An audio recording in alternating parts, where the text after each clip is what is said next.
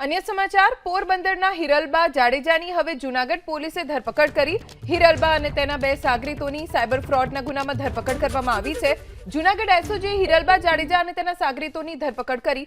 हिरलबा अने तेना सागरीतोए बोगस पेढी बनावीने रूपियानी हेराफेरी करी हती। 3 शख्सोना नामे 22 अकाउंट्समां रूपियानी हेराफेरी करवामां आवी हती। વધુ જાણકારી અમારા સંવાદદાતા પ્રતિક પાસેથી પ્રાપ્ત કરીશું।